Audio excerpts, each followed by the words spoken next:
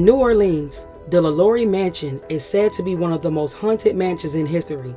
It was even mentioned on the American Horror Stories. But the House of Horrors started with a woman named Delphine Laulaurie, who was a member of a large, wealthy, and politically powerful McCarty clan, McCarty being her surname. Many of her family members owned and managed extensive real estate and slaves during the French colonization. Records show that the McCarty family had several relationships with women of color or mixed-race women. In fact, Delphine's uncle had a 44-year relationship with a black woman in which he fathered several children with. He also had children with 2 other women of color. Ironically, Delphine's uncle had been killed by his own slaves during the Haitian Revolution. Delphine was married a total of 3 times, the first dying under mysterious circumstances. After her mother passed, she left her a large fortune, and in 1831, Delphine purchased a property at 1140 Royal Street, also known as the House of Horrors. It wasn't until her 3rd and final marriage that Delphine was said to have gone mad after her husband packed his bags and left her in 1834. The couple was said to always have been fighting, and she accused LaLaurie of domestic violence. Rumors began to spread of LaLaurie abusing her slaves. While it was common and legal for enslavers to beat the slaves they owned, there were certain guidelines in place to discourage this behavior. LaLaurie had been warned of these guidelines on 2 separate occasions. It was also said that LaLaurie beat her own daughters if they showed any type of gratitude towards the slaves. However, there was an incident in 1831 where Delphine chased a young slave named Leah with a cowhide in hand. They ended up on the roof and the girl fell to her death. The girl's limbs had been broken everywhere and she was buried in a shallow grave in the middle of the night. After the young girl's death, an investigation took place. Delphine was charged with unusual cruelty of her slaves, and 9 of them were removed from her home.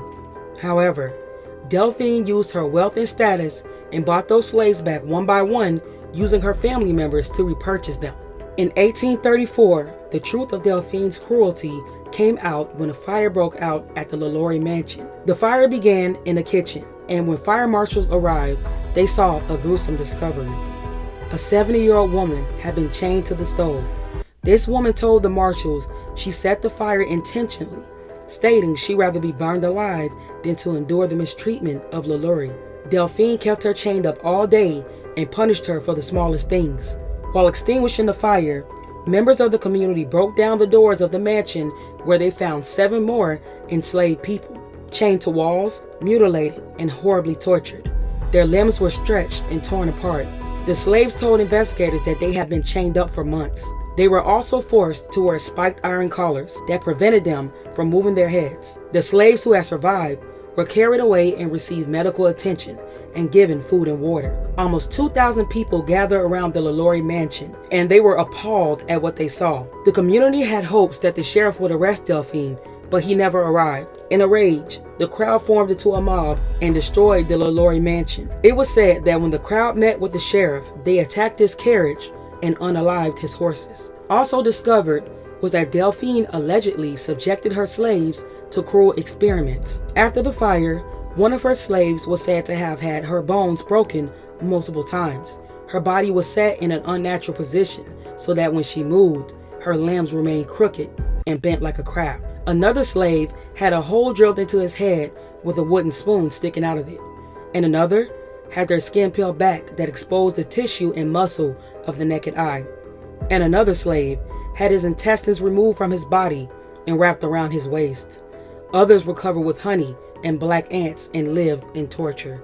Delphine's husband, Louis LaLaurie, was questioned but told investigators to mind their business. After all, Delphine's husband was alleged to be a participant in the cruel treatment of their slaves. Despite the angry mob, Delphine had escaped. It was alleged that the sheriff helped her escape. However, no matter where she went, her reputation was destroyed.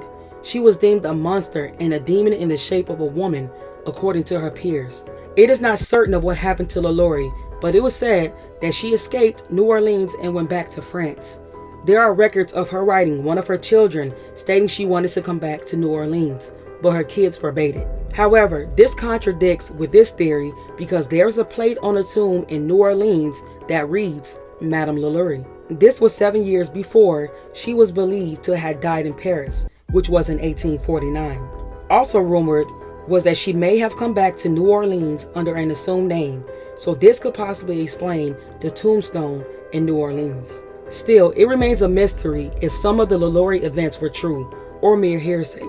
Although many newspapers said that Delphine mistreated her slaves, the B newspaper possibly could have exaggerated the stories. A man named Monsieur Montrell allegedly gave most of this information. He was Delphine's neighbor who made many advances towards her, but none were reciprocated. Could he have been so scorned that he'd make up such bizarre stories as payback against her? One thing that isn't disputed though is that Delphine did in fact mistreat her slaves, and there are records of Delphine mistreating her slaves in the local newspapers. Also, the skeletal remains were discovered under her mansion in the 1940s.